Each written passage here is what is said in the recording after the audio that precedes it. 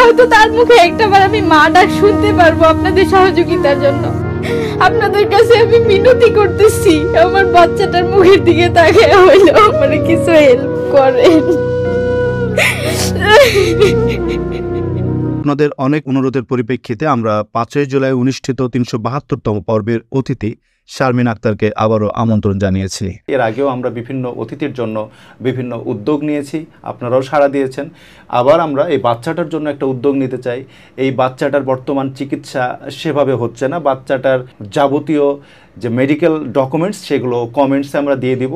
আপনাদের কাছে অনুরোধ থাকবে বাচ্চাটার জন্য আপনারা যে যতটুকু সহযোগিতা করতে পারবেন আপনারা সহযোগিতা করবেন। আমরা আমাদের স্টুডিও থেকে অনুরোধ জানাচ্ছি। আপনি আপনার স্বামীর ব্যাপারে বলছিলেন, আপনার স্বামী বলেছিলেন যে এখন পর্যন্ত নিখোঁজ, কিন্তু আপনার সেই দাম্পত্য জীবন নিয়ে আমরা কিছু করতে পারি না পারি, আমরা কিন্তু বাচ্চাটার চিকিৎসার জন্য সবাই মিলে একটা উদ্যোগ নিতেই পারি। বাংলাদেশে এমন অনেক নজির আছে, আপনারা অনেকভাবে অনেককেই এই সুস্থ করে তুলতে অনেক অবদান রেখেছেন। আমরা এই ছোট্ট বাচ্চাটার জন্য আমরা চেষ্টা করব। বাচ্চাটার 90% ব্রেন ড্যামেজ হয়ে গেছে এবং তার কাছে শুনছিলাম যে বাচ্চাটাকে নাকি ম্যাক্সিমাম সময় ঘুমের ওষুধ খাইয়ে রাখা হয়, কারণ যখনই বাচ্চাটা জেগে থাকে তখনই তার খিঁচুনি ওঠে এবং খিঁচুনি উঠলেই ব্রেনের জন্য সেটা ক্ষতিকর, এই জন্য ম্যাক্সিমাম টাইম তাকে ঘুমের ওষুধ খাইয়ে রাখা হয়। তার হাজব্যান্ড তার কোনো খোঁজ খবর নিচ্ছেন না, খরচও দিচ্ছেন না। যদি আপনাদের সহযোগিতায় বাচ্চাটাকে আমরা সুস্থ করে তুলতে পারি, এটা হবে আমাদের জন্য অনেক বড় একটা কাজ এবং আল্লাহ খুশি হবে আপনাদের এই সহযোগিতার কারণে। বলুন আপনার বাচ্চার চিকিৎসা সম্পর্কে বা কি অবস্থা তার এখন? যখন 13 মাস তখন ওর অবস্থা এত বাজে হয়েছিল, তখন সে হাত পা উপরে উঠাই দিয়ে একদম মানে এমন কান্না করতে মনে হইতো তার রুটা মনে হয় বাইরে হয়ে চলে যেতেছে। তবুও তার আব্বু তারে রাজি হয় না ডাক্তারের কাছে নিয়ে যাইতে, বারবার বলছে আমি টাকা কই পাবো।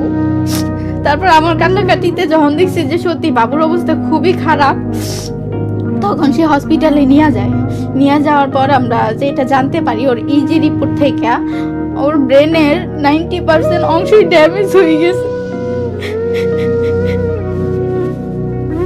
আমরা দেখছিলাম বাচ্চাটা যখনই আমাদের স্টুডিওতে এসেছে তখনই দেখেছি বাচ্চাটা ম্যাক্সিমাম টাইম ঘুমিয়ে থাকছেন। আমরা জিজ্ঞেস করেছিলাম যে সব সময় কি ঘুমিয়ে থাকে কিনা, তখন উনি বলছিলেন যে বাচ্চাকে ঘুমের ওষুধ দেওয়া হয়। এত ছোট বয়সে ঘুমের ওষুধ কেন দেওয়া হয় যদি আপনি একটু বিস্তারিত বলতেন। দেখা যায় ঘুমের ওষুধ না দিলে ও প্রায় সময় সজাগ থাকে, অস্থির করে, কান্নাকাটি করে। আর সে যখনই সজাগ থাকে তখনই তার খিঁচুনিটা হয়, আর খিঁচুনি যতবার হইব ততবারই সে তার ব্রেনের কিছু অংশ ড্যামেজ হতে থাকবে আর কি। এরকম মেডিসিনটা দিচ্ছে ঘুমের, সেটা কি ডাক্তারের পরামর্শ অনুযায়ী খাওয়াচ্ছেন? ডাক্তার পরামর্শ অনুযায়ী দিছে, বঙ্গবন্ধু মেডিকেল কলেজের এমবিবিএস ডাক্তারে দিছে। আচ্ছা আচ্ছা, একটা ভয়ঙ্কর খারাপ খিঁচুনি। আমরা অনেক ক্ষেত্রে বাচ্চাদের ফেস ব্লার করে দিই, কিন্তু বাচ্চাটার চিকিৎসার স্বার্থে আপনাদেরকে দেখানোর স্বার্থে আমরা বাচ্চার ফেসটা ব্লার করছি না আজকে। পরিবার থেকে কেউ কি সহযোগিতা করছে বা আপনার মানে কিভাবে চিকিৎসা চলছে বাচ্চার বর্তমানে? আমার পরিবার বলতে এখন আর কেউই নাই, তাদের কাছ থেকে কোনো হেল্পই পাই না, মানে তাদের পক্ষে সম্ভব হচ্ছে না আমাকে সহযোগিতা করা, আমিও তাদের কাছ থেকে কোনো সহযোগিতা পাচ্ছি না। মানে ডাক্তার কি বলেছেন, মানে এই চিকিৎসাটা কেমন ব্যয়বহুল বা কতদিন চিকিৎসা করতে হতে পারে? ডাক্তার বলছে যে আপনার হাতে 5 বছর সময় আছে, এই 5টা বছরে আপনি ওরা যত থেরাপি দিতে পারেন আর খিঁচুনিটা কন্ট্রোলে রাখতে হবে। থেরাপি এবং ওষুধ এবং সবকিছু মিলে প্রত্যেক মাসে কেমন খরচ লাগে? প্রতি মাসে ওর খাবার, ওষুধ, থেরাপি নিয়ে ওর 10-15 হাজার টাকার মতো খরচ হয়, কারণ তার রেগুলার তার 8টা ওষুধ চলে, যেটা আমার পক্ষে আনা সম্ভব না। গত 10 দিন ধরে ওর একটা ওষুধ 250 টাকা দাম, যেটার আমি ওইটাও রাইনা খাওয়াইতে পারতেছি না। আমি জানি না আপনাদের সহযোগিতায় আমার বাচ্চাটা কতটুকু সুস্থ হবে, কিন্তু এইটা আশা করি যে অন্তত আমার বাচ্চা আমাকে মা বলে ডাকটা দিতে পারবে।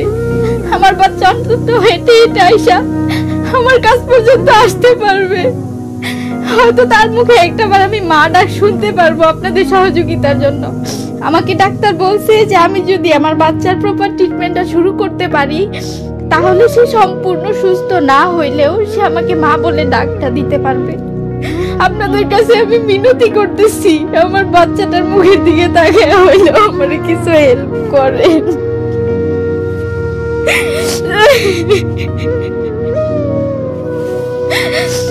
আমার বাচ্চার 17 মাস বয়স চলতেছে, সে এখনো হাঁটতে পারে না, বসতেও পারে না। আমরা যখন ওরে চোখের ডাক্তার দেখাই তখন ডাক্তার বলছে সে চোখে দেখে না, যদিও দেখে একদম ঝাপসা, খুব কম পরিমাণে, তার এটার জন্য আলাদা আমার একটা খরচ বহন করা লাগে।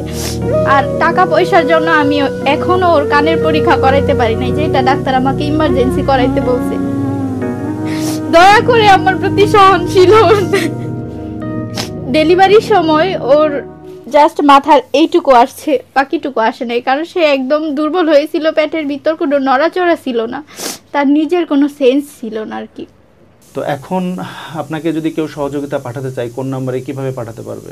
আম্মুর নাম্বার আছে, যদি কেউ হেল্প করতে চায় তাহলে আপনারা আমার আম্মুর নাম্বারে হেল্প করতে পারেন।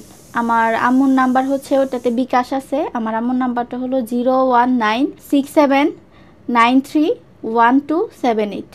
করজোড়ে অনুরোধ করছি, দয়া করে এই মেয়েকে খোঁজার জন্য তার মাকে বিরক্ত করবেন না। তার মা অনেক বয়স্ক মানুষ, দয়া করে তার মাকে ফোন করে বিরক্ত করবেন না। নাম্বারটি আরেকবার বলে দেন আপনি আপনার মায়ের।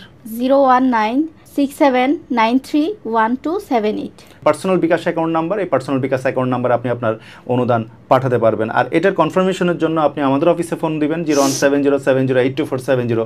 এই নাম্বারে ফোন করে আপনি খোঁজ নিতে পারবেন, আপনার টাকা পৌঁছে